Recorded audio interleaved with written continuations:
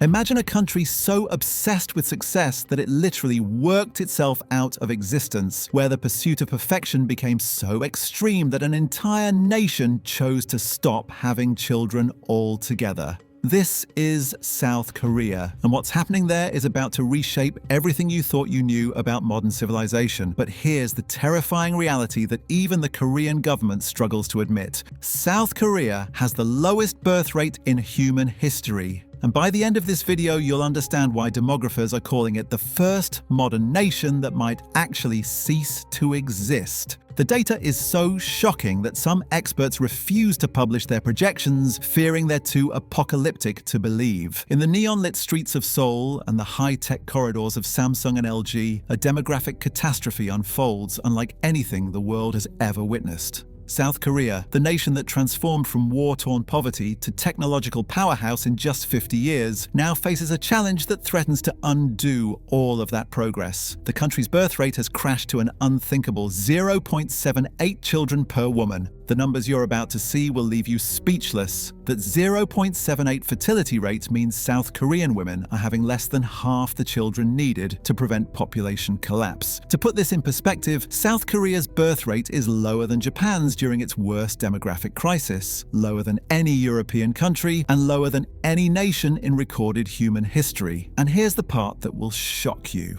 At current rates, South Korea's population will shrink from 51 million today to just 13 million by the year 2021. This isn't gradual decline, it's demographic suicide. South Korea's population crisis stems from a perfect storm of cultural, economic, and social factors that have created the most hostile environment for family formation in the modern world. The pressure to succeed in South Korean society has reached pathological levels. Students spend up to 16 hours a day studying, workers regularly put in 12-hour shifts, and the competition for prestigious jobs has become so intense that it consumes entire lifetimes. Young Koreans call it Hell Joseon, comparing their country to the rigid class system of the ancient Joseon dynasty. This hyper-competitive culture has made having children feel like economic and social suicide. The average cost of raising a child in South Korea until age 18 exceeds $300,000, more than double the global average when adjusted for income. Private tutoring alone can cost families over $20,000 per year per child. Parents mortgage their entire futures just to give one child a chance at success. The educational arms race has created a society where childhood itself has been weaponized.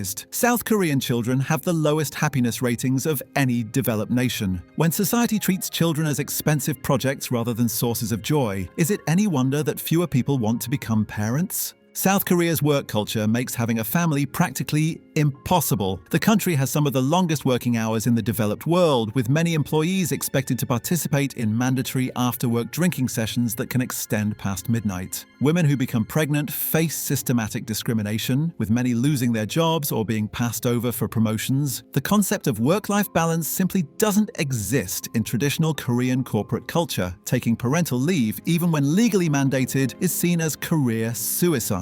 Young Koreans watch their parents sacrifice everything for work and consciously choose different paths, even if that means never having families. Housing costs have spiraled completely out of control, particularly in Seoul, where over half the population lives. The average apartment in Seoul costs 15 times the median annual income. Young couples spend their 20s and 30s saving for housing deposits that keep rising faster than their incomes. By the time they can afford basic housing, many are past their prime reproductive years. The government's response has been to encourage young people to move to smaller cities, but this ignores the reality that almost all high-paying jobs are concentrated in Seoul and its metropolitan area. The choice becomes live near economic opportunity but never afford a family home, or move to affordable areas with no career prospects. South Korean society has developed what sociologists call relationship nihilism, a widespread belief that romantic relationships and marriage are more trouble than they're worth. Dating itself has become incredibly expensive and ritualized, with elaborate courtship expectations that can cost thousands of dollars per month. The rise of digital entertainment, from K-pop to gaming to social media, has created alternative sources of fulfillment that previous generations found only in family relationships. Young Koreans can experience connection,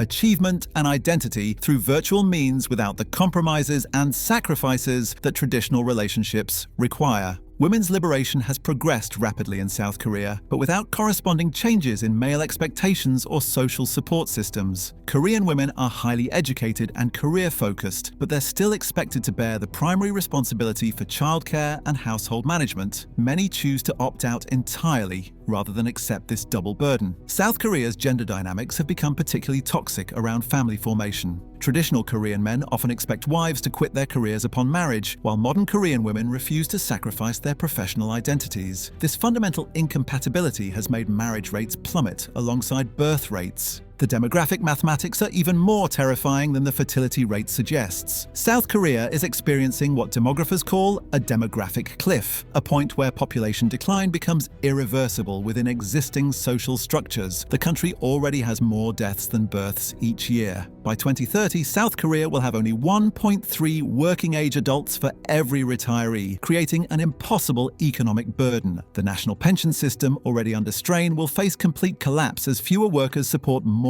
elderly citizens. Unlike gradual demographic transitions, South Korea's crash is so rapid that adaptation becomes nearly impossible. Infrastructure, schools, and entire industries will need to shrink dramatically within just 2 decades. The social and economic disruption will be unprecedented. Perhaps most importantly, South Korea is approaching what demographers call a fertility trap, a point where low birth rates become culturally normalized and self-reinforcing. When children become rare, societies lose the knowledge and desire for family formation, making recovery extremely difficult even if conditions improve. The economic implications extend far beyond pension systems. South Korea's economy is built on domestic consumption and a large workforce supporting export industries. As the population shrinks and ages, domestic demand will collapse while the workforce becomes inadequate to maintain current production levels. Real estate markets face particular devastation. With population declining rapidly, housing demand will crater, destroying the primary source of wealth for most Korean families. This creates a vicious cycle where economic insecurity further discourages family formation. The South Korean government has implemented increasingly desperate measures to encourage childbearing, spending over $200 billion on pro-natalist policies since 2006. These include cash payments for births, expanded childcare, housing assistance, and extended parental leave. None have made meaningful impact on fertility rates. Recent policies have become more creative and aggressive. The government now provides free fertility treatments, offers significant tax incentives for families, and has even experimented with shortening working hours. Some municipalities offer cash payments of up to $90,000 for families with multiple children. However, these policies address symptoms rather than root causes. No amount of financial incentive can overcome a culture that makes family formation feel impossible or undesirable. The lifestyle changes required to support higher birth rates would require fundamental transformation of Korean society that the government seems unwilling or unable to implement. South Korea represents the extreme endpoint of trends visible across developed nations. Ultra-low fertility isn't unique to Korea, but nowhere else has the decline been so rapid or severe. Japan, Singapore, and parts of Europe face similar challenges, but from higher starting points and with more time to adapt. What makes South Korea's situation uniquely dangerous is the combination of speed and severity. The country compressed demographic transition that typically takes centuries into just a few decades. This leaves no time for gradual adaptation or cultural adjustment. South Korea may be providing a preview of the future for other hyper-competitive, economically successful societies. If current trends continue, South Korea could become the first developed nation in human history to face complete demographic collapse during peacetime. The question isn't whether South Korea can maintain its current population size. That's already impossible. The question is whether the country can manage demographic decline without complete social and economic collapse, and whether it can find a sustainable population level that allows for cultural continuity and national survival. South Korea's demographic crisis represents more than statistical trends. It's about the fundamental viability of a development model based on extreme competition and sacrifice. The country that achieved the impossible by becoming rich and developed in record time now faces an even greater challenge: learning to survive success. The choices made in the next decade will determine whether South Korea becomes a cautionary tale for other nations or finds innovative solutions that allow demographic recovery. The stakes couldn't be higher, not just for South Korea, but for every developed nation watching this unprecedented experiment in demographic decline unfold. The clock isn't just ticking for South Korea, it may have already stopped. The children who aren't being born today represent more than demographic statistics. They represent the future that South Korea may not have. And if the most technologically advanced, economically successful societies can't solve this challenge, what hope does the rest of the world have when similar demographic winters arrive at their doorsteps?